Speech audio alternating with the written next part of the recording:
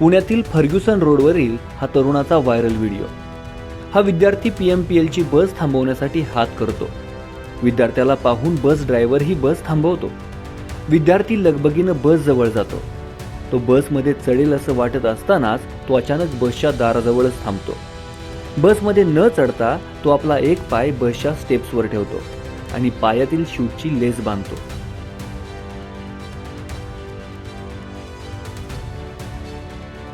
आता तरी तो बसमध्ये चढेल असं वाटत असतानाच तो हसत हसत माघारी येतो.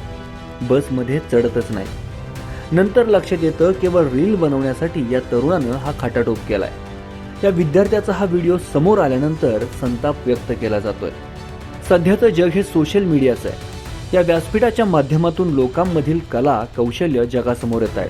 परंतु त्याच वेळी सोशल मीडियावर फेमस होण्याच्या नादात असे माकडचाळे करणाऱ्यांची संख्याही कमी नाही. आता हा व्हिडिओ समोर आल्यानंतर संबंधित तरुणावर पुणे पोलीस काय कारवाई करणार हे पाहावं लागेल. Aditya Bhawar, Maharashtra Times online, Pune.